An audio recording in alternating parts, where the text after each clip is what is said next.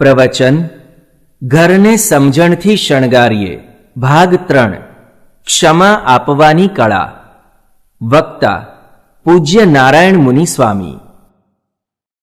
યોऽन्तઃપ્રવિશ્ય મમ વાચમિમાં પ્રસુપ્તા સંજીવયત્યખિલશક્તિધરસ્વધામ્ના અન્યાંશ્ચ હસ્તચરણશ્રવણત્વગાદીન પ્રાણાન્નમો ભગવતે પુરુષાય તુભ્યં ગુણાતીતોક્ષરં બ્રહ્મ ભગવાન પુરુષોત્તમઃ જનો જાનન્નિદં સત્યં મુચ્યતે ભવબંધનાત.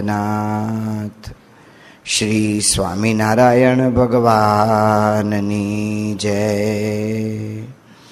અક્ષર પુરુષોત્તમ મહારાજની જય. ગુણાતીતાનંદ સ્વામી મહારાજની જય. ભગતજી મહારાજની જય. શાસ્ત્રીજી મહારાજની જય.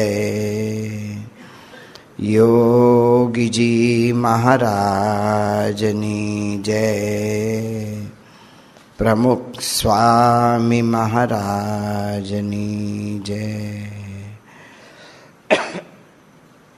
આજની આપણી સાંજની ગોષ્ઠી એ ખૂબ જ રસપ્રદ રહી અને ઘણા લાંબા સમય સુધી ચાલી. સંતોએ વાત કરી કે કેટલાક ડૉક્ટરો તો એ પછી પણ જમ્યા પછી પણ પાછા બેઠા ગ્રુપમાં અને ગોષ્ઠીની અંદર બધાએ ચર્ચા કરી. એ શું સૂચવે છે કે ઉકેલ તરફ આપણે બધાએ જવું છે. દરેકની ઈચ્છા છે કે કાંઈક ઉકેલ મળે, કાંઈક ઉકેલ મળે. તો એ ઉકેલ સ્વામી બાપાએ આપણને બતાવ્યો કે સત્સંગ, ઘર સભા, એકબીજાને સમજવાની કોશિશ કરે અને ચોથું કયું મોટું મન રાખે. એકબીજાને સમજવાની કોશિશ અંગે આજે આપણે સવારના 2 પ્રવચનમાં સાંભળી ગયા છીએ. અત્યારના આપણે ચોથો સિદ્ધાંત જે સ્વામી બાપાએ આપ્યો છે, મોટું મન રાખે, એના માટે જાણવા પ્રયત્ન કરીશું. એને આપણે ટાઇટલ એવું આપ્યું છે કે ક્ષમા આપવાની કળા. કઈ રીતે ઘરમાં રહી શકાય, કઈ રીતે આપણા પ્રશ્ન હલ કરી શકાય. તો સ્વામી બાપા કહે છે કે મોટું મન રાખે. મોટું મન રાખે એટલે કે કોઈના તરફ કોઈ એવો ભાવ ન રાખવો ને એને ભૂલી જવું. શાસ્ત્રીજી મહારાજનો બહુ સુંદર પ્રસંગ છે, રોજ યાદ કરવો પડે એવો પ્રસંગ છે. સ્વામી શાસ્ત્રીજી મહારાજ ત્યાં આંબલીવાળી પોળમાં બિરાજમાન હતા, અમદાવાદ. હવે એમાં થયું તો એવું કે ગરીબ હરિભગત હશે એટલે એને મદદ કરાવવા એક મોટા હરિભગતને સ્વામીએ વાત કરી. એટલે મોટા હરિભક્તે ગરીબ હરિભગતને સ્વામીના કહેવાથી પૈસા આપ્યા. અને આપણને બધાને અનુભવ છે, કોઈને ગરજ હોય ત્યારે પૈસા લઈ જાય ને એટલો બધો આમ કાકલુદી કરે ને વિનંતી કરે ને આપણને એમ થાય કે આ તો હમણાં આપી જ દેશે આપણને. મારા વાલા પૈસા લઈ જાય પછી એનો ફોન નંબરે બદલી નાખે કે ફોન પર મળે નહીં. તો ઓલા હરિભક્તે બચારા પૈસા નહીં આપી શક્યા હોય. આ હરિભગત વિચાર કરતા હશે, હવે એમાં એના મનની અંદર પ્રશ્ન થયો અને ભાન ભૂલી ગયા. એમને એવું થયું કે આ શાસ્ત્રીજી મહારાજે જ મારા પૈસા બધા હલવાડી દીધા. અને એ ગુસ્સામાં સ્વામીને જેમ તેમ બોલવા માંડ્યા, ગાળો આપી, રીસરની ગાળો. સ્વામી કાંઈ નહીં, સ્વામી તો પોતે માળા ફેરવતા ફેરવતા બેસી રહ્યા, સ્વામિનારાયણ સ્વામિનારાયણ. હરિભગત જતા રહ્યા ધુઆ પુઆ થતા. પછી હરિભગતને પસ્તાવો થયો કે મેં મારા ગુરુ આગળ આ રીતે ગાળો આપી મેં. એટલે હરિભગત પાછા દોડતા આવ્યા અને સ્વામી આગળ આવીને માફી માગી, દંડવત કર્યા કે સ્વામી હું આવું બધું બોલી ગયો, એની સામું તમે જોશો નહીં. ત્યારે શાસ્ત્રીજી મહારાજ જે જવાબ આપે છે ને, એ આ મોટું મન કેવી રીતે રાખવું ને એની ચાવી છે. શાસ્ત્રીજી મહારાજે કહ્યું કે અમે છે ને કોઈના ઉધારનો ચોપડો રાખતા જ નથી. અમે ખાલી જમાનો જ ચોપડો રાખીએ છીએ. આ બહુ અદ્ભુત વાત છે.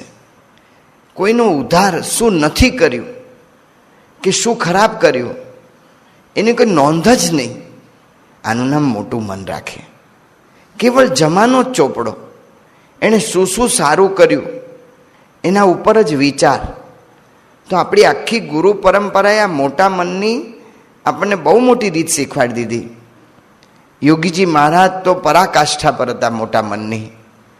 યોગીજી મહારાજ જે યુગમાં પ્રગટ્યા એ અત્યારનો આપણો યુગ એવો છે કે દિવસે દિવસે વધારે ને વધારે અસહિષ્ણુ થતા જઈએ છીએ. જેમ જેમ વિજ્ઞાનની બધી સગવડો વધે છે એમ એમ આપણને સગવડથી આપણે ચલાવીએ છીએ. સારું છે, ખોટું નથી.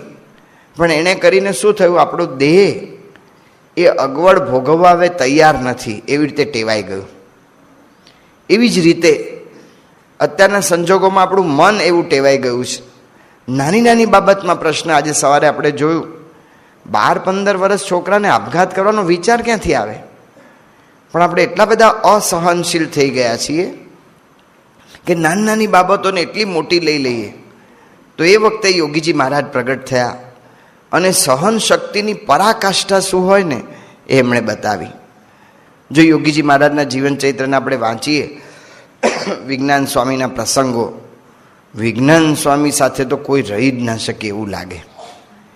એવા વ્યક્તિ સાથે એમણે 17 વર્ષ સુધી યોગીજી મહારાજે વિજ્ઞાન સ્વામી સાથે નભાવ્યું. કેટલી વિચિત્રતા વિજ્ઞાન સ્વામીની! ખોટા આક્ષેપ કરે, હેરાનગતિ કરે. અહીંયા આ બાજુ ધંધુકા બાજુના ગામડામાં ફરતા હતા, લાકડાની ફાચરે માર્યા કે ઘી તું જ પી ગયો છો. એટલે પણ કોઈ દિવસ આ પીતા નથી. કોઈ દિવસ આ કેટલા ઉપવાસ કરે છે, કંઈ વિચાર જ નહીં. યોગીજી માને લાકડે ફટકાર્યા. એક વખત આ બાજુ જવાનું તો ડાંગરા બાજુ બાપા વિચરણમાં હતા, તો વિજ્ઞાનદાસ સ્વામીને બધા સ્ટેશન પર ઉતર્યા. હરિભગત કોઈ લેવા નહીં આવેલા, તો યોગી મહારાજને ત્યાં ઠપકાર્યા સ્ટેશન પર કે તે જ પત્ર નહીં લખ્યો અને એમ કરીને માર્યા. અને પછી આગળ ચાલ્યા તે વચ્ચે પાણી ભરવાનું સ્થાન આવ્યું. તો યોગી મહારાજને એમ કે પાણી ભરીને ઠાકોરજીને ધરાવી દો. નથી ભરવાનું પાણી, આગળ હાલ. અને આગળ ગયા. અને પછી એમ કરતા આગળ ગયા. 30 કિલોમીટર ચાલીને ગયા ત્યારે સામેના ગામ પહોંચ્યા. અને એ ગામ પહોંચ્યા ત્યારે હરિભક્તોએ કહ્યું કે સ્વામી તમારો કાગળ હમણાં જ મળ્યો, એટલે કેવી રીતે સ્ટેશન પર આવીએ? આટલો બધો માર ત્રાસ. બાપા ભાવનગરમાં જમતા હતા, પત્તર ખેંચી લીધું, ચલો યોગી ઉપવાસ. એટલે પણ પત્તર મૂકી દીધું, પૈસાઈ ગયું, પછી ઉપવાસ. બીજી એક વખત સ્વામી જમવા બેઠા ને કે વાતો બોલો. ને યોગીજીમાં કડકડાટ બોલી ગયા વાતો જે એમણે કહીએ. એમણે વાતો કહીએ, ચોથા પ્રકરણ 1 થી 10 તો બોલી ગયા બાપા કડકડાટ. તો રાજીપામાં શું કર્યું? એક લોટો ભરીને પાણી પત્તરમાં નાખી દીધું કે જમી જાઓ. આવો તો કેટલોય ત્રાસ. 1958ની સાલમાં પૂજ્ય મહંત સ્વામી પાર્ષદમાં હતા, વિનુ ભગત, ને વર્ણામાં ગામે યોગીજી મહારાજની સાથે ત્યાં હતા. ને બધા સંતો જમવા ગયેલા. બાપાને દાઢ દુખતી હતી એટલે બાપા જમવા નહોતા પધાર્યા. ત્યારે મહંત સ્વામીને આ બધા પ્રસંગો યોગીજી મહારાજે કયા, વિનુ ભગતને આ બધા પ્રસંગો બધા કયા. ત્યારે પછી યોગી મહારાજ એવું બોલ્યા કે 100 વાર ધુંબા પાટુને વેલણથી માર્યો છે. મૂળ પ્રસંગ નીકળ્યો તો યોગીજી મહારાજના પગની પિંડીની પાછળ એક ખાડો હતો. તે મહંત સ્વામી પૂછ્યું કે આ ખાડો શેનાથી થયો? બાપા કહે તો અમે રમતા હતા ને તે પડી ગયા. તે પડે તો આમ પડે, થોડો કે આમ પડે કોઈ. તો અહીંયા પાછળ પિંડીમાં ક્યાંથી ખાડો થઈ જાય? પછી બહુ પૂછ્યું ત્યારે કહ્યું કે વિજ્ઞાનદાસ સ્વામીએ ત્યાં રાજકોટની અંદર શું એને ખબર નહીં, આમ ચટપટી ઉપડી, તે એણે રાજકોટની અંદર સાણસી લઈને યોગી મહારાજના પગની અંદર ચીટીઓ ભર્યો ને માંસનો લોચો નીકળી ગયો હતો. એનો આ ખાડો છે. ત્યારે એ વખતે પછી આ બધી વાતો નીકળી તો મહંત સ્વામી પૂછ્યું કે તમે બાપા એવું બોલી ગયા કે 100 વાર ધુંબા પાટું વેલણ ને એના વગેરેથી મને માર્યો હશે. તો મહંત સ્વામી પૂછ્યું કે 100 વાર? બાપા કે ગુરુ એનાથી એ વધારે વાર. એક વખત તો આવી રીતે ત્યાં સોખડામાં મેળા પરથી ફળિયામાં સીધો ધક્કો માર્યો. તો મહારાજની દયા તે બચી ગયો. તે મહંત સ્વામી કોઈને કહો નહીં, બાપા કે ગુરુ એ ન કહેવાય, કોઈને કહેવાય નહીં. તો ત્યાંથી તમને મારે ત્યારે ભાગી ન જાઓ કે ના, વાહો સામેથી ધરીએ કે ગુરુ રાજી થાય ને એટલા માટે. આટલું આપણા ગુરુએ સહન કર્યું છે. એની સામે આપણું સહન શક્તિ મૂકીએ તો કેટલું છે, કેટલું આપણી આગળ આપણે સહન કરવાનું આવે છે. તો એના પર વિચાર કરીએ ને તો મોટું મન શું કહેવાય ને ખબર પડે.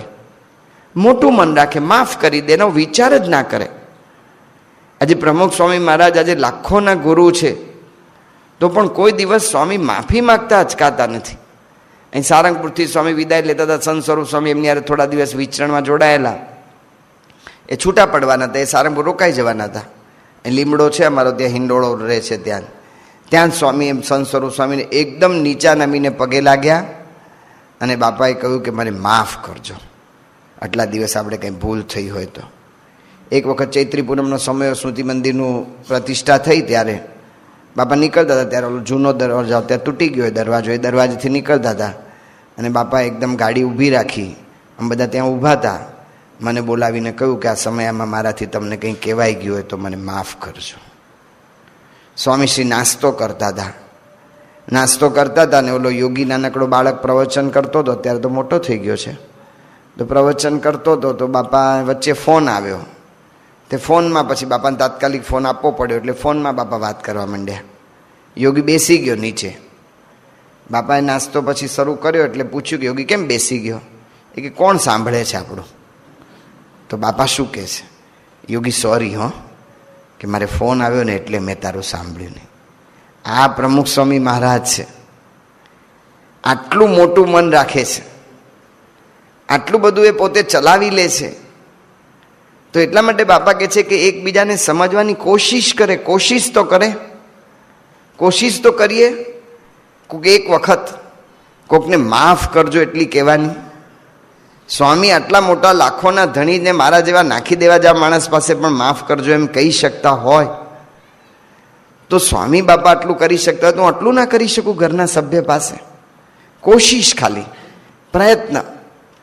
એક હરિભક્તે મને વાત કરી કે મારા ઘરવાળા સત્સંગમાં આવતા નથી, સેવા બધી કરે, સંતોને કંઈ જમાડવાના હોય આ હોય તે તો બધું રાંધી આપે, પણ સત્સંગમાં નથી આવતા. મેં કહ્યું ઘર સભા કરો. એ કે ઘર સભામાં તો બેસવા તૈયાર જ નથી. તો મેં કહ્યું કંઈ વાંધો નહીં, હવે તમારે વિશે એમને જરા ભાવ થાય એટલે એવું કરો કે જ્યારે એમણે કંઈક સારું કર્યું ને ત્યારે તમને આમ અનુભવ થાય કે આ સારું કર્યું છે તો વખાણ કરવા. ખોટે ખોટા વખાણ નહીં, દેખાવ ના કરો. દેખાવ બહુ દિવસ ચાલતો નથી ને ઘરમાં તો સાવ ચાલતો નથી. કારણ કે દેખાવ છે ને એ નજીકના માણસો સહન નથી કરી શકતા. ઘણી વખત આપણે મહેમાનને ઉલ્લુ બનાવી દઈએ છીએ. મહેમાન ઘરમાં આવે ને, ઓહો તું તો આવી ગયો ને, હું તો તારી રાહ જોતો હતો ને, બહુ સારું થયું આવી ગયો ને, આમ તેમ એની આગળ એવી વાતો કરીએ અને અંદર રસોડામાં જઈને કહે કે જોજો રાખવાનું નથી. એટલે બહુ આગતા સ્વાગતા ન કરતા. આ દેખાવ, અંદર જુદું ને બહાર જુદું. એટલે મેં કહ્યું એવું નહીં, પણ ખરેખર કંઈક સારું કર્યું ને ત્યારે વખાણ કરજો. એ કે સારું, એટલે કે ત્યારે મેં કહ્યું વખાણ કરજો. તો કે એ તો બનશે જ નહીં. જેનાથી વખાણ નથી થઈ શકતા એ માણસ માફ કરજો ક્યારે કહેશે? ક્યારે એના સંબંધો સુધરશે? અંદર અંદર જ્યારે આપણે આપણા પોતપોતાના અહમ લઈને જ જ્યારે ફરીએ અને એની અંદર જ આપણે રહીએ તો કોઈ દિવસ એની અંદર માર્ગ ના મળે. તો એટલા માટે કહે છે કે માફ કરજો. પૂજ્ય બ્રહ્મદર્શન સ્વામી ડૉક્ટર સ્વામીની સાથે ફરતા હતા વિચરણમાં, લગભગ 91-92ની સાલમાં, તો એ વખતે કે 90ની સાલ હોઈ શકે. તો ત્યારે ફરતા હતા વિચરણમાં, અમેરિકાના વિચરણમાં. એક હરિભગત દરેક શિબિરમાં લાભ લે. એ હરિભક્તની સાથે બ્રહ્મદર્શન સ્વામીએ સંપર્ક કર્યો અને બધી વાતોચીતો પૂછી એમને કે તમારે દીકરા દીકરીમાં કેવો સત્સંગ આ છે તે છે બધું. એ હરિભક્તે કહ્યું કે સ્વામી મારી દીકરા દીકરીની વાત કરવા જેવી નથી, દીકરો તો છે જ નહીં પણ દીકરી છે. તો કે કેમ, શું થયું? કે મારી દીકરી મુસલમાનને પરણવાની છે. બ્રહ્મદર્શન સ્વામી કહ્યું કે તમે ડૉક્ટર સ્વામીનો નિયમિત સમાગમ કરો છો, દરેક શિબિરનો લાભ લો છો, તમે તમારી દીકરીને વાત નથી કરતા? એ કે શું વાત કરું? છેલ્લા 2 વર્ષથી મારી દીકરી સાથે હું બોલ્યો જ નથી. આ પરિસ્થિતિ ખાલી અમેરિકાની છે એવું નથી, દેશની એ છે. અહીંયા અમારે સારંગપુર એક છોકરો ભાગીને આવી ગયેલો એના ઘરેથી. એના પપ્પાને કેવો સંબંધ, એના પપ્પા એના છોકરાને રોજ સવારે એ લોકો બે જણ અંદર અંદર બોલે નહીં, બાપ દીકરો. તો એના પપ્પા રોજ સવારે નાસ્તો કરવા બેસે ટેબલ ખુરશી પર, ત્યાં ચિઠ્ઠી લખીને મૂકે કે આજે આટલો માલ સામાન અહીંથી લઈ આવજે. છોકરો બાપ જાય પછી જ આવે નાસ્તો કરવા. એ બીજી ચિઠ્ઠી લખે, મને ટાઈમ નથી ને તમારે મને કંઈ બતાવવું નહીં. આવો બધો વ્યવહાર ચાલતો હોય છે. ત્યાં બોલો સ્વામી ચરોતરમાં 11માં પધરામણી કરી, હરિભક્તોએ કહ્યું કે સ્વામી ધૂન કરો. કે શેની ધૂન? કે આ પતિ પત્ની બે બોલતા નથી. તો કે કેમ, ક્યારથી નથી બોલતા? કે સ્વામી ઘણો વખત થઈ ગયો. ત્યાં બોલો સ્વામી નવાઈ લાગી, તો ઘર કેવી રીતે ચાલે? કે સ્વામી ચાલે એમ. પણ ચાલે કેવી રીતે? એ કે એમાં કંઈ બહુ મોટું નથી સ્વામી. કે અંદર કંઈક આમ તેલ બેલ ખૂટી જાય તો ઓલા મોટેથી રસોડામાંથી બોલે કે તેલ ખૂટી ગયું છે, એટલે ડબ્બો બહાર મૂકી દે, એટલે ઓલા ભાઈ જઈને ભરી આવે. અને આ ભાઈને બહાર જવાનું હોય તો એ કે મારે કાલે સવારના જવાનું છે બહાર, એમ મોટેથી બોલે, એટલે ઓલા સવારના પોરમાં નાસ્તો ને બેગ બધું તૈયાર કરીને મૂકી દીધું હોય. આ રીતે વ્યવહાર ચાલતા હોય છે. નથી ચાલતું એવું નથી. તો આ દીકરી છે એ કે એની સાથે હું 2 વર્ષથી બોલ્યો નથી. બ્રહ્મદર્શન સ્વામી વાત કરી કે તમે કંઈકને વાત તો કરો, તમે પ્રયત્ન તો કરો, કોશિશ તો કરો. જો સ્વામી બાપા કેટલા માયાળુ છે, કેટલા દયાળુ પુરુષ, આમ કરી જ નાખજો એવો આગ્રહ નથી કરતા. કોશિશ, પ્રયત્ન, ખાલી પ્રયત્નની અપેક્ષા રાખે છે કે પ્રયત્ન તો કરો. અને ખરેખર એ હરિભગતને લાગી આવ્યું.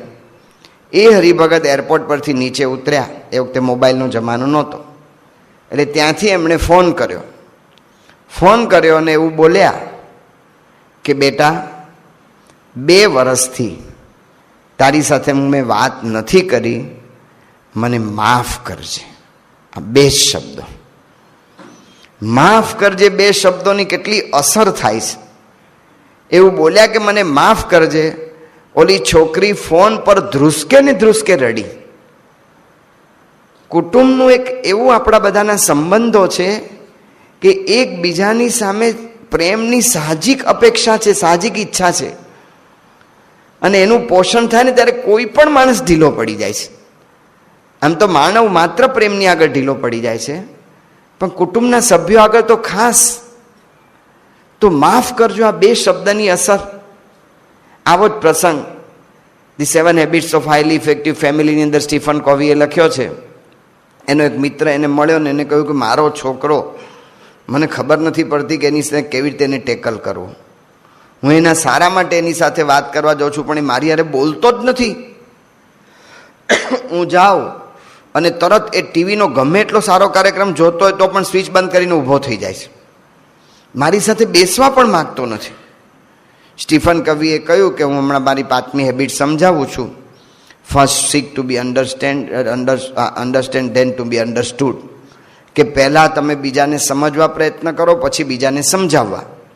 એમાં તમે આવો ને એની અંદર બધી વાતોચીતો બધી થઈ. પછી એણે કહ્યું કે આ રીતે તમે પ્રયત્ન કરજો. એટલે ઓલા ભાઈ ગયા, એનો છોકરાને બીજે દિવસે બેઠો તો એણે કહ્યું કે મારે તને સાંભળવો છે. છોકરો તો ઊભો જ થઈ ગયો, તરત ટીવી બંધ કરીને એમ કરી નીકળી ગયો. ઓલો ભાઈ એટલો બધો ગુસ્સે થઈ ગયો, આ છોકરાને કંઈ મારી કિંમત જ નથી. હું એના માટે આટલું કરું છું, અત્યારે એને સમજાવવા આવ્યો છું, હું તેને સમજવા પ્રયત્ન કરું છું, એટલું કહું છું, તો એ કંઈ કિંમત નહીં. સ્ટીફનને આવીને ફરિયાદ કરી કે તારી આઈડિયા મને કામ લાગ્યો નથી, તારી હેબિટ કંઈ કામ લાગે એવી લાગતી નથી. ત્યારે સ્ટીફન કવિએ એને કહ્યું કે ભાઈ ધીરજ રાખ, એ તો તારી પ્રામાણિકતાની પરીક્ષા કરે છે કે ખરેખર તું એને સાંભળવા માગે છે. જો દ્રષ્ટિકોણ બદલ્યો કે આ તારી પ્રામાણિકતાની પરીક્ષા કરે છે, એ પરીક્ષામાં તું પાસ થાય તો તારું એ સાંભળશે. અને ખરેખર બીજે દિવસે ફરી ઓલો ગયો અને એણે કહ્યું કે મારે તારી આગળ વાત કરવી છે, મારે તને સાંભળવો છે, તને સમજવો છે. છોકરો ફરી ઊભો થઈ ગયો. પણ એ દિવસે એને અંતરથી નક્કી કરી દીધું કે ભલે મારી ગમે એટલી પરીક્ષા કરે, મારે પરીક્ષામાં પાસ થઈને મારી ઈચ્છા છે ને કે મારે ઘરમાં સમ કરવું, એટલે મારે કરવો જ. નિશ્ચય લઈને ગયો હતો, તૈયારી લઈને ગયો હતો. અને એ વખતે ઓલો છોકરો ઊભો થઈ ગયો અને બાપથી સેજે બોલાઈ ગયું. એના અંતરનો પડઘો પડ્યો કે વાંધો નહીં, તું જવું હોય તો તું જા, પણ મારી એક વાત સાંભળતો જા કે 3 દિવસ પહેલાં તારા મિત્રોની વચ્ચે મેં તને ઉતારી પાડ્યો હતો ને, એ બદલ હું તારી માફી માગું છું. અને છોકરો ઊભો રહી ગયો. બારણા આગળ ગયેલો છોકરો પાછો આવ્યો અને છોકરાએ એના બાપને કહ્યું કે તમે મારું ઇન્સલ્ટ જે કર્યું છે, કેટલું કર્યું છે એની તમને કંઈ ખ્યાલ છે? તો કે હું એ જ સાંભળવા માગું છું. અને પછી વાતો ચાલી રાતના 12, 12:30 થઈ ગયા. એના પત્ની આવ્યા અને કહ્યું કે હવે રાત પડી ગઈ, ઊભા થાવ. ત્યારે છોકરાએ કહ્યું કે ના, મારે પપ્પા સાથે વાત કરવી છે. પપ્પા તમારે કરવી છે ને? જો કેટલું પરિવર્તન, આખી રાતો વાતો થઈ.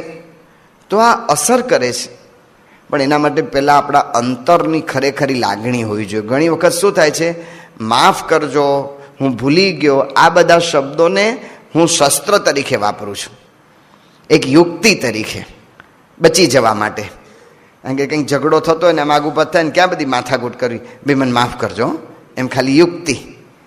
આ યુક્તિ વારંવાર અપનાવું ને ત્યારે યુક્તિને માણસો સમજી જાય છે કે આ તો ખાલી બોલવાનું છે ને અંતરનું નથી. એટલા માટે આનંદ સ્વામી અમને વાત કરી હતી, લગભગ થોરોનું વાક્ય છે કે તમે જે વર્તો છો એ એટલું બધું મને સંભળાય છે કે તમે જે બોલો છો ને મને સંભળાતું નથી. વર્તન વધારે સંભળાય છે, ખાલી કથનથી કામ નથી ચાલતું. એટલા માટે યુક્તિ બની જાય તો મોટું મન રાખે. તો યુક્તિ ના બને ને ખરેખર આપણે આપણી ગુરુ પરંપરાનો વિચાર કરીએ કે જેણે આપણને આદર્શ આપ્યો છે, એણે એના જીવનમાં આટલું સહન કર્યું છે, એમણે તો પારકાનું સહન કર્યું. હમણાં જ પૂજ્ય ભક્તિસાગર સ્વામી વાત કરી કે પ્રમુખ સ્વામી મહારાજના તો પૂતળા બાળ્યા, એમનું આટલું જાહેરમાં અપમાન થયું પારકાનું. મને તો મારા ઘરનાએ ક્યાં એટલું મોટું અપમાન કરી નાખ્યું છે, તો હું એટલું ના કહી શકું, ત્યાં હું એટલું ન સહન કરી શકું અને હું એમનો માર્ગ ન અપનાવી શકું? જો થોડો પ્રયત્ન થાય તો થાય. આજે સાંજની ગોષ્ઠી આપણા અંતઃકરણની ઈચ્છા જણાવે છે. એ ઈચ્છાને હવે આપણે વધારે પુષ્ટિ આપીએ અને એને પ્રેક્ટિકલ કરીએ અને રોજિંદા જીવનમાં પ્રેક્ટિકલ કરીએ. અને આ રીતનો જો પ્રયત્ન કરીએ તો ખરેખર આપણને અનુભવ થાય. પણ આ ક્યારે થઈ શકે? તો જો આપણે સૈદ્ધાંતિક જીવનમાં થઈશું ને તો થઈ શકશે. આપણા જીવનની અંદર અમુક સિદ્ધાંતો અને લાગણી એ બે પાસા હોય છે. લાગણી એટલે કે આપણા વિચારો, આપણને સુખ દુઃખ જે બધું આવે છે એ વખતે લાગણીના સહારે ન ચાલવું અને સિદ્ધાંતની અંદર સ્થિર રહેવું, એ માણસ જ જીવનની અંદર કંઈક પામી શકે છે. તો સિદ્ધાંતમાં સ્થિર રહેવું પડે. ફરી પાછું એના માટે રામાયણની આગળ આપણે જવું પડશે. જ્યારે ભગવાન રામચંદ્રજીને વનવાસની આજ્ઞા કઈ આપી, એ પછી રામચંદ્ર કૌશલ્યા માતાને મળવા ગયા. કૌશલ્યા માતાએ જ્યારે રામચંદ્ર ભગવાનને જોયા ત્યારે કૌશલ્યા માતા થોડા સ્તબ્ધ થઈ ગયા કે રામ, રાજોપચારનું તિલક, રાજ્યાભિષેકનો મુગટ, છત્ર ચમર એવી કોઈ શોભા તારી પાસે નથી, તારો શું રાજ્યાભિષેક નથી થયો? ત્યારે ભગવાન રામચંદ્રજીએ કહ્યું કે મને તો મહારાજે એટલે કે દશરથ રાજાએ મોહે દિન કાનન રાજુ, મને તો જંગલનું મોટું રાજ્ય મળી ગયું છે, એટલે હવે મારે તો અહીંયા રહેવાનું નથી. આ વાત જ્યારે કૌશલ્યાને ખબર પડી ત્યારે કૌશલ્યાની શું પરિસ્થિતિ થઈ છે? કૌશલ્યા માતા સાહજિક રીતે સહન નથી કરી શક્યા. જે માણસની પ્રકૃતિ એવી જ પ્રકૃતિ એમણે ધારી છે. એટલા માટે તુલસીદાસજી લખે છે કે કૌશલ્યાને ખબર પડી ગઈ કે રાજકારભારમાં શું ખટપટ થાય છે. તો એમણે કહ્યું કે ધર્મ સ્નેહ ઉભયમતી ઘેરી, ભય ગતિ સાપ છછુંદરી કેરી. ધર્મ અને સ્નેહ એ બંનેની વચ્ચેને તો ભયંકર યુદ્ધ મનમાં ચાલવા માંડ્યું. એને ખબર પડી ગઈ કે આ કૈકેયીએ કંઈક કર્યું છે, અને કૈકેયીએ એમની પાસે ઈર્ષા અત્યાર સુધી રાખીને શું શું કર્યું તો એનો ખ્યાલ તો હોય જ, અને રાજકારભારમાં કેવા ખટપટ ચાલે છે એનો પણ ખ્યાલ હોય. એ વખતે શું કરવું? કૌશલ્યા ધારત તો કરી શક્યા હોત, જેમ કૈકેયીએ માંગણી કરી એમ કૌશલ્યા માંગણી કરી શક્યા હોત કે એનું રાખવા માટે એનું વચન રાખો છો તો મારું વચન રાખો, હું એ રાણી છું. અથવા તો કૌશલ્યા એવું કરી શક્યા હોત, એમને કાંઈ કરવાનું નહોતું, અયોધ્યાવાસીને ખાલી સપોર્ટ જ કરવાનો હતો કે તમે તમારે કરો, બળવો પોકારો, હું તમારી સાથે છું, એટલું જ કહેવાનું હતું, અનુમતિ જ આપવાની હતી. શું કરવું? મારા દીકરા પર થતો આ અન્યાય એ ચલાવી લેવો, કે મારે મારો પતિવ્રતાનો ધર્મ અથવા તો ભગવાન અને સંતના વચન એને મારે મુખ્ય રાખવા? આનું યુદ્ધ કેટલું એમના અંતઃકરણમાં થયું. લાગણી અને સિદ્ધાંતનું આ યુદ્ધ છે.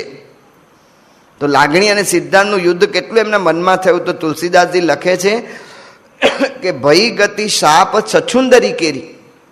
સાપ એ છછુંદર ગળ્યો હોય એવી ગતિ થઈ ગઈ.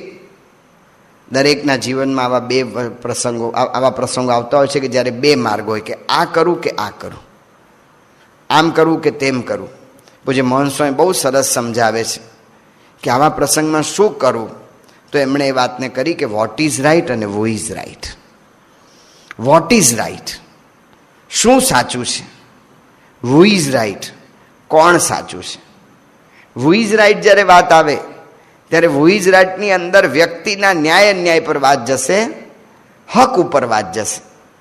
અને વોટ ઇઝ રાઈટ એ ફરજ ઉપર વાત જશે, ભગવાન અને સંતના વચન પર વાત જશે. જો વોટ ઇઝ રાઈટનું પહેલું પગથિયું પૂજ્ય મોહન સ્વામી તો ઘણું ઊંડાણપૂર્વક આની બધી વાતો કરે છે. હું તો બહુ સ્થૂળ સમજી શક્યો છું, એટલે એ રીતે વાત કરું છું. તો સ્થૂળ રીતે જોઈએ તો વોટ ઇઝ રાઈટનું પહેલું પગથિયું કહ્યું છે કે ઉકેલ તરફ જવું. જો લાગણી તો એમને પણ થઈ હતી કે કઈકઈની સામે વિદ્રોહ કદાચ થઈ જાય તો કરી નાખીએ, પણ એ વખતે કૌશલ્યાએ પોતાની લાગણીને દબાવી દીધી અને એણે કહ્યું કે રામ, તું જંગલમાં જા, કારણ કે પિતાની આજ્ઞા પાળવી એ તારી ફરજ. આટલું બોલતા બોલતા તો કૌશલ્યા વાલ્મીકી રામાયણમાં આવે છે કે લથડિયું ખાઈ ગયા. ભગવાન રામચંદ્રજી માંડ એમને ઊભા રાખ્યા અને એને ભેટી પડ્યા. કઈ માં સહન કરી શકે પોતાના દીકરાને મોકલવામાં? પણ આટલી લાગણી એણે દબાવી દીધી. આખું કુટુંબ એ પ્રશ્નનો ઉકેલ કેવી રીતે લે છે કે પહેલો વિચાર એ કર્યો કે ઉકેલ તરફ ગતિ. એ જ વાત સીતાએ ચર્ચા નથી કરી કે કઈ શું કર્યું, હરામડીનો ટાંટિયો તોડું કે આમ તેમ કેવું, કશું નથી કર્યું. સીતા કશું આવું બોલ્યા નથી, કઈનો એક શબ્દ પણ બોલ્યા નહીં. અત્યારે પ્રશ્ન ઘરમાં થયો છે ને એનો ઉકેલ શું છે? ઉકેલ એ છે કે મારે રામને મદદ કરવી. લગભગ મારા જેવા શું કરે છે કે નાનો પણ કોઈ પ્રશ્ન હોય ને પ્રશ્નને પંપાળે ને એને પહોળો કરે અને એની વાત કરીને એમાંથી આનંદ લે. પૂજ્ય મોહન સ્વામી એને સેલ્ફ પીટી કહે છે કે એમાંથી આનંદ લેવા પ્રયત્ન કરે. કોઈક માંદાને જોવા જઈએ ને તો એટલું બધું માંદો વર્ણન કરતો હોય, એ તો બિચારો ખરેખર માંદગીનું વર્ણન કરતો હોય. એપેન્ડિક્સનો કોઈ દુખાવો હોય ને બિચારાને ઓપરેશન થયું હોય તો વાત કરતો હોય કે બહુ દુખ્યો આમ તેમ. તો મારો જેવો જોવા જાય ને તો શું કે હા પેટમાં દુખે નહીં, ખરેખર દુખ્યો. મને પણ પરમ દાડે એટલું દુખ્યું પણ તે 2 કિલો સૂકી ભાજી દાબી હતી એનું દુખ્યું હતું પૈસા. અને આને છે ને એપેન્ડિક્સનું દુખો કાંઈ ફેર હોય કે નહીં? પણ આપણા દુઃખને ગાવાની એટલી બધી ટેવ છે આપણને, અને એમાંથી એટલું સુખ લેવાની ટેવ છે. ભાઈ રે આપણા દુઃખનું કેટલું જોર, નાની એવી જાતક વાતનો મચાવીએ નહીં કલશોર. ભાઈ રે આપણા દુઃખનું કેટલું જોર. તો દુઃખને જ ગાયા કરીએ છીએ. દુઃખને ગાઈને પ્રશ્નની ઉકેલ તરફ નથી જતા, પ્રશ્નની અંદર ગૂંચવાતા રહેવામાં આનંદ પામીએ છીએ. તો કૌશલ્યાએ એ ન કર્યું. એને પણ લાગણી તો આ થઈ જ હતી, પણ સિદ્ધાંત ઉપર ગયા કે મેં સિદ્ધાંત નક્કી કર્યો છે, મારે ધર્મ પ્રમાણે જ ચાલવું છે, મારે સાધુતાના માર્ગે જ ચાલવું છે, મારે પ્રમુખ સ્વામી મહારાજના જ માર્ગે ચાલવું છે. અમે નક્કી કર્યું છે. તો કૌશલ્યા માતા સિદ્ધાંત ઉપર ગયા, સીતાજી સિદ્ધાંત ઉપર ગયા, ઉર્મિલા સિદ્ધાંત ઉપર ગયા. એ જ પ્રસંગ જ્યારે સુમિત્રાને આવ્યો, લક્ષ્મણની રજા લેવા ગયા જ્યારે સુમિત્રા માતા પાસે, ત્યારે રામાયણમાં લખે છે કે સુમિત્રા માતાને તો બધી ખબર જ હતી અને એમને તો ધૂને હુશીરું, માથું ધૂણાવ્યું કે આ શું થઈ ગયું, આ કેવી ભયંકર પરિસ્થિતિ અમારા ઘરમાં આવી ગઈ કે આની અંદર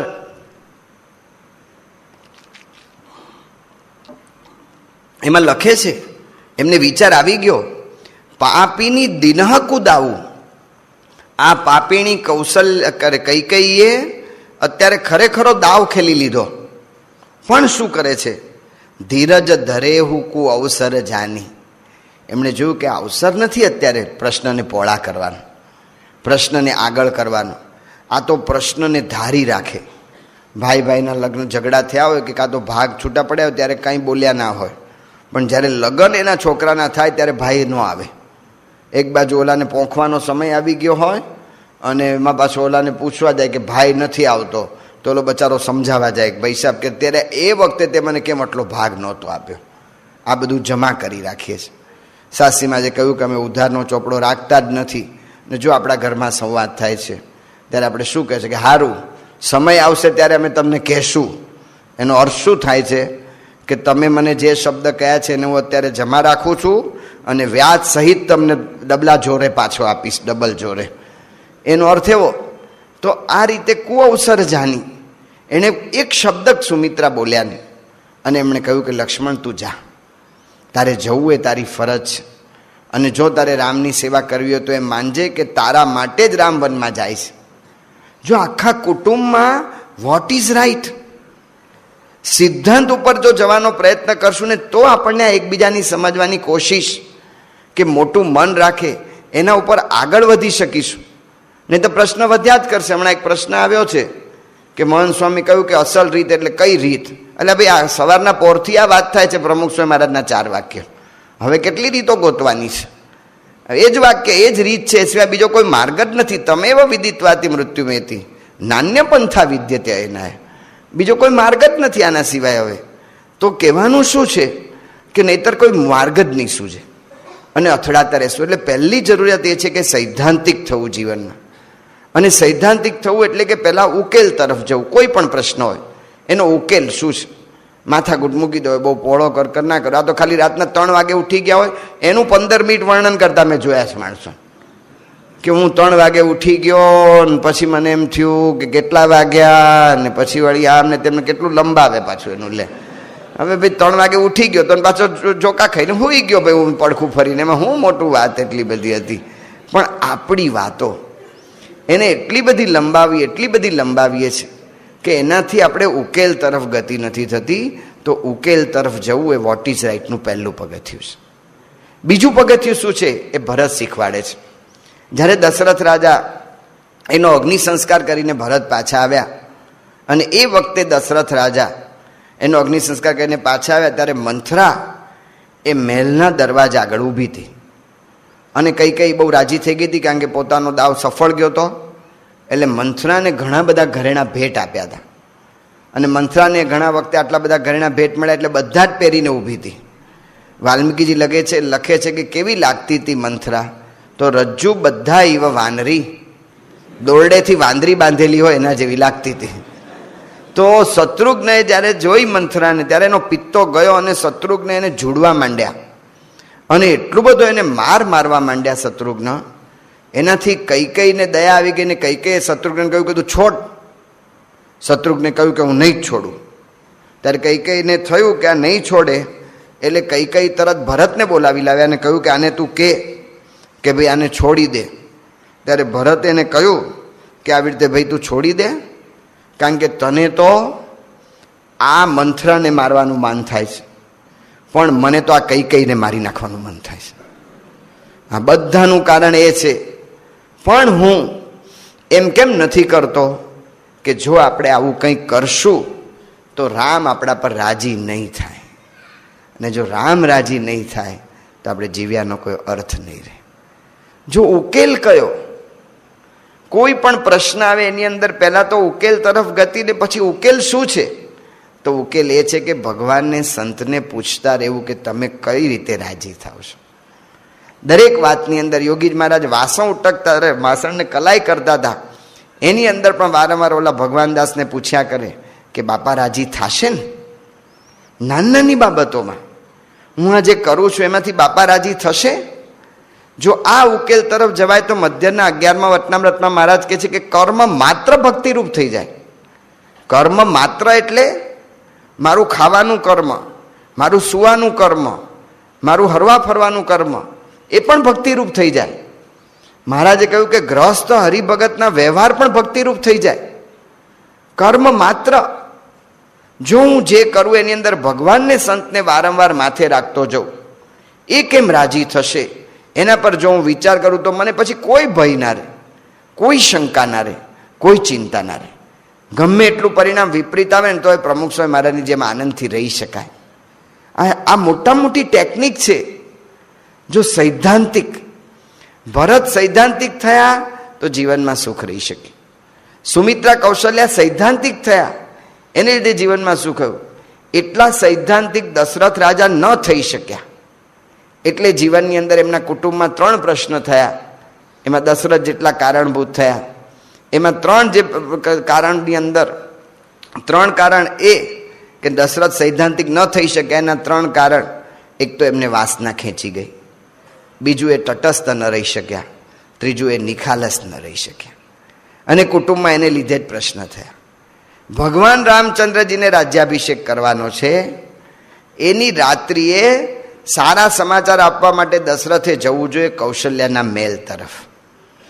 રામાયણ વાંચીએ ત્યારે એમ થાય કે આના કરતા આમ 2 પગલાં ભર્યાના કરતા ખાલી આટલી જ દિશા બદલાઈને આમ 2 પગલાં ભરી લીધા હોત તો, કૌશલ્યાના મહેલ તરફ જતા રહ્યા હોત તો કોઈ વાંધો ન આવત. પણ વાલ્મીકીજી લખે છે, આપણે કોઈ મોટા ભગવાનના ભક્તના દોષો દેખાડવા પ્રયત્ન નથી કરતા, પણ એનામાંથી શું શીખવાનું છે એ પ્રયત્ન કરીએ છીએ. તો વાલ્મીકીજી લખે છે કે રાજા કેવા હતા? મન્મથ શરૈહિ વિદ્ધ કામ વેગા વશાનુગમ. કામ દેવતાના બાણથી વિંધાયેલા, કામના વેગથી વશ થયેલા એવા હતા. તો તુલસીદાસજી પણ એ જ વાત લખે છે કે જે માણસ દેખહુ કામ પ્રતાપ બડાઈ, જે વ્યક્તિ મોટા મોટા બાણ અને ભાલા અને તલવારને સહન કરી શકે, એને પાછા પડી શકે, એવા માણસને તે રતિનાથ સુમન સર મારે. એ કામદેવના એક ફૂલના બાણથી પડી ગયા, અને રાજા ત્યાં ગયા, અને એમાંથી આ પ્રશ્ન થયો. જો પ્રશ્ન કૌશલ્યાને થયો, એ સૈદ્ધાંતિક હતા, એણે નક્કી કર્યું હતું કે આ મારા જીવનમાં સિદ્ધાંત, એટલે એ સિદ્ધાંત નક્કી કર્યો હતો, તો એ મુજબ લાગણી દબાવીને વર્તી શક્યા. ભરતે સિદ્ધાંત નક્કી કર્યો કે મારે ગમે તે કરવું તે રામ રાજી થાય એ જ કરવું, તો લાગણી દબાવીને રાજીપાના માર્ગે વર્તી શક્યા અને સાર્થક કરી શકે. રાજા દશરથ એવો કોઈ ચોક્કસ સિદ્ધાંત નહોતા નક્કી કરી શક્યા. ભાવના બહુ સારી હતી. જ્યારે રામચંદ્રજીને રાજ્યાભિષેક કરવાનો થયો ત્યારે દશરથ રાજાને વિચાર આવ્યો કે જીવન જન્મ લાભ લેવું, હું મારા જીવનનો મારા જન્મનો લાભ લઈ લઉં રામને રાજ્યાભિષેક કરી. રામ રાજ્ય સ્થાપવાની ઈચ્છા તો એને હતી, પણ વ્યક્તિ સિદ્ધાંતિક ન થઈ શકે. એને લીધે આ પ્રશ્ન થયા, અને એને લીધે કુટુંબમાં પ્રશ્ન આગળ વધ્યો. સિદ્ધાંતિક ન થાય એટલે સંયમ ન રહી શકે, અને સંયમની પાળો તૂટે જ. ને જ્યારે સંયમની પાળો તૂટે ત્યાર પછી આપણે એવી અપેક્ષા રાખીએ કે ઘરમાં મારા બધા માન રાખે, કે મારા ઘરમાં એકતા રહે, શક્ય નથી. સુગ્રીવને રામચંદ્રજીએ મુદત આપેલી હતી કે આટલી મુદતમાં સીતાજીની શોધ કરી લેજો, પણ સુગ્રીવને એની પોતાની પત્ની રૂમા મળી, અને વાલીની પત્ની તારા પણ એ લોકોને વચ્ચે દિયર વટું કરે, એટલે એ પણ એની સાથે પરણી. આવી રીતે સ્ત્રીનો ભોગ બહુ વખત પછી પ્રાપ્ત થવાથી ભાન ભૂલી ગયા, અને સુગ્રીવે રામની મર્યાદા ન જાળવી. પછી રામચંદ્રજી લક્ષ્મણજીએ ઠપકો આપ્યો, અને પછી પાછી શોધ શરૂ કરી. પણ અંગદ એ જ્યારે સીતાની શોધમાં નીકળ્યા ને ત્યારે એ લોકોને 1 મહિનાનો સમય આપેલો, 1 મહિનામાં સીતા ન મળ્યા, ત્યારે અંગદ જે ફરિયાદ કરે છે ને એમાં એ કહે છે કે મારો બાપ સુગ્રીવ એ તો કામી પુરુષ છે, એની નોંધ છોકરાઓના મનમાં થાય જ, એને પછી એના માટે આદર નથી રહેતો. આપણને એમ લાગે કે છોકરા કાંઈ જાણતા નથી, છોકરાઓ બધું જાણે છે ને બધું કરે છે, અને બધી ખબર પડે છે. ઉકાઈની અંદર ઓલું વિડીયો ચાલતી હતી, સંતોએ વાત કરી, આદિવાસી છોકરા છે, આપણને એમ લાગે કે આદિવાસીમાં શું એટલી બધી બુદ્ધિ હોય. વિડીયો ચાલતી હતી સંસ્થાની સત્સંગ દર્શનમાં રસોડા વિભાગનું કંઈ વિડીયો આવતી હતી. રસોડા વિભાગમાં બહેનો સેવા કરે એ સ્વાભાવિક છે, એટલે એ વિડીયો આવતી હતી. ત્યારે સંતોએ કહ્યું કે એક પણ આદિવાસી છોકરો પડદા તરફ ન જોતો તો અમારી તરફ જોતો હતો કે અમે શું કરીએ છીએ. આટલી નોંધ આપણા છોકરાઓ આપણી પાછળ લેતા હોય છે. હમણાં જ પરદેશ યાત્રામાં ગયા, બ્રહ્મદર્શન સ્વામી એક ઘરમાં મહેનત કરી, છોકરો સાવ સત્સંગમાં પહેલાં મંદિરમાં સૂતો કરતો હતો અને આવતો બંધ થઈ ગયેલો. છોકરાને બોલાવ્યો, સમજાવ્યો, બધું કર્યું, અને પૂછ્યું મુખ્ય કારણ શું આપ્યું. આપણને એમ કે છોકરો જુવાન થઈ ગયો છે એટલે બધા આમ જગતના રાગે ચડી ગયો એટલે નથી આવતો. છોકરાએ કહ્યું કે મારા મા બાપ મંદિરે જાય છે, પણ ઘરે આવીને અભાવ અવગુણની જ વાતો કરે છે. એનાથી મને એમ થાય છે કે જો આ મંદિરે જઈને આ જ ધંધો કરવાનો હોય તો મારે શું કામ જવું. જો કેટલી અસર થાય છે વર્તનની મા બાપની. એના દરેકના ઉપર એ અસર થાય છે.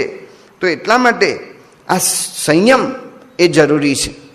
મુંબઈની અંદર છોકરા, મા બાપે છોકરા સંતોને ફરિયાદ કરી કે અમારા છોકરા ભણતા નથી બરાબર ને આમ તેમને બાળ મંડળમાં નિયમિત છે, તમે સમજાવો. સંતો મળ્યા છોકરાને, છોકરા કે અમારો ટીવી જોવામાં ટાઈમ જાય છે. મા બાપને કહ્યું કે ભાઈ ટીવી બંધ કરી દો. એ કે ટીવી એને દેખાડતા જ નથી, શું ખોટી વાત કરે છે, ટીવી એ લોકો જોતા જ નથી, એ વાત ખોટી છે. એટલે છોકરાને બોલાવ્યા. છોકરા કે એ વાત સ્વામી સાચી છે, મારા મમ્મી પપ્પા કહે છે, પણ એ જ મુખ્ય પ્રશ્ન છે. કે શું પ્રશ્ન? કે મમ્મી પપ્પા પોતે રૂમમાં બેસીને ટીવી જુએ છે ને રૂમનું બારણું બંધ કરી દે છે, અમને બાજુની રૂમમાં ધકેલી દે છે, ત્યાં બારણું બંધ કરી દે છે અને કે અંદર બેઠા બેઠા લેસન કરો. હવે અમને ટીવી જોવાની ઈચ્છા થાય છે, એટલે અમે શું કરીએ છીએ, બે રૂમની વચ્ચે થોડું વેન્ટિલેશન છે, એટલે ટેબલ પર ખુરશી પર ટેબલ મૂકીને અમે ઉપર ચડીને જોઈએ છીએ. અને એક જ જણ જોઈ શકે એટલે અમે વારા પાડ્યા છે, 5 મિનિટ આને જોઉં, 5 મિનિટ આને જોઉં. 3-4 છોકરા હતા, એટલે 2 છોકરા ને 1 છોકરી. એમાં કહો કે એ બહુ સરસ દ્રશ્ય આવ્યું, બહુ સરસ સીન આવ્યો, એટલે ઓલો ટાંગો ખેંચે, મને જોવા દે. કે એની જ માથાકૂટમાં કે છે અમે લોકો છે ને આ વાંચી શકતા નથી. મા બાપ જ્યાં સુધી સંયમ નહીં કેળવે ને ત્યાં સુધી આપણે અપેક્ષા રાખશું છોકરા પાસેથી, તો એ નહીં થાય. ને અસંયમપણે વર્તું ને એ તો રાક્ષસ સંસ્કૃતિ છે, જે રાવણમાં કે શૂર્પણખામાં દેખાય.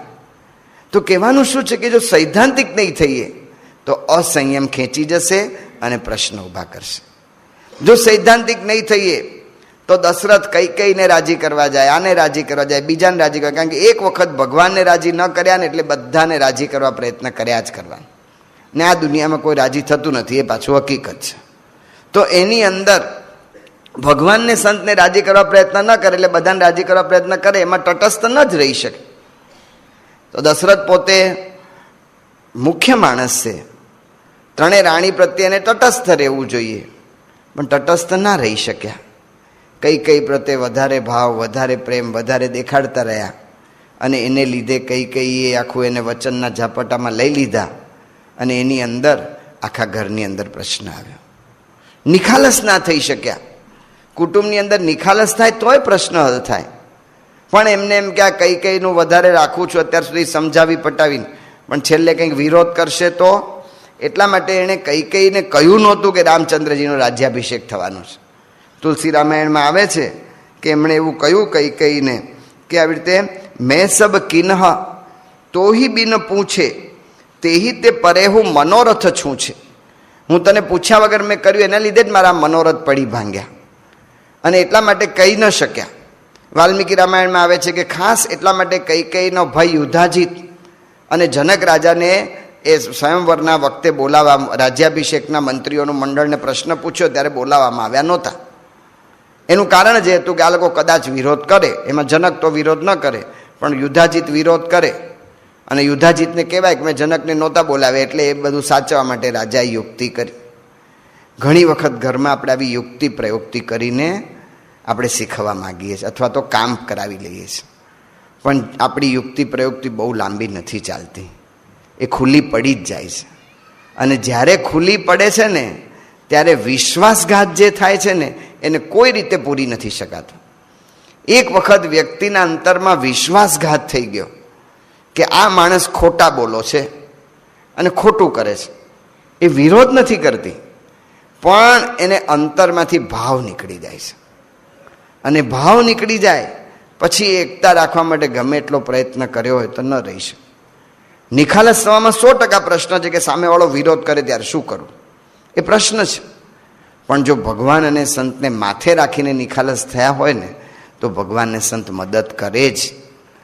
તો દશરથ રાજા સૈદ્ધાંતિક ન થયા એટલે આ પ્રશ્ન રહ્યો એમના જીવનની અંદર, અને એટલે એની અંદર આ પ્રશ્ન રહ્યો. તો અગત્યનું છે કે સૈદ્ધાંતિક થવું, તો એકબીજાને સમજવાની કોશિશ કરશે, તો મોટું મન રાખવું, એ વિચારોની ઉપર આપણે જઈ શકશું. મારે જીવનને મારી ખાલી લાગણીઓ, કોઈક વાર મને ખાવાની લાગણી થઈ જાય, કોઈક વાર ટીવી જોવાની લાગણી થઈ જાય, કોઈક વાર ફરવાની લાગણી થઈ જાય, કોઈક વાર વિષય ભોગવાની લાગણી થઈ જાય, એ લાગણી દોરવાવું નથી. મારે ભગવાન અને સંતના વચનના આધારે સૈદ્ધાંતિક થવું છે. તો રામચંદ્રજીની જેમ સુખ લેવાશે.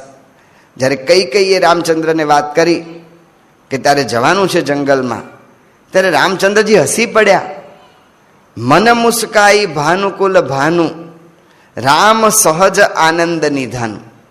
રામ સહજ આનંદ નિધાન હતા, એ સહજાનંદ થયેલા હતા. એમણે પોતાનો આનંદ સાહજિક રાખેલો હતો. એનો આનંદ બીજાના આધારે નહોતો. આપણો આનંદ બીજાના આધારે છે, એટલે બધા નાના મોટા પ્રશ્ન થયા કરે છે. આપણો આનંદ બીજાના આધારે છે. આપણે એવા કપડાં નથી પહેરતા કે જે આપણને અનુકૂળ છે. આપણે એવા કપડાં પહેરીએ છીએ કે આ કપડાં જોઈને બીજો મન શું કહેશે. આપણે એવા વાળ ઓળીએ છીએ કે આ વાળ જોઈને મને બીજો શું કહેશે.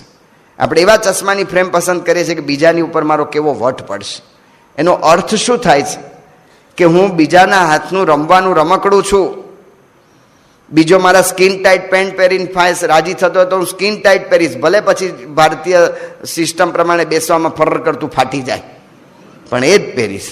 અહીં આપણે જોઈએ છે વૈશાખ મહિનો હોય ને વૈશાખ મહિનાની અંદર ધોમ ધકતા તાપમાં અખાત્રીજ પછી લગનગાળો શરૂ થાય, એમાં ઓલો કોટ ઓલો પેન્ટ ને શર્ટ ઉપર કોટ ચડાવે ને પાછો ટાઈ પહેરે. એટલે ભાઈ બફાઈ જઈશ, કે ભલે બફાઈ જતો પણ બીજા આગળ વટ પાડવો છે. તો સહજાનંદ નથી થયા.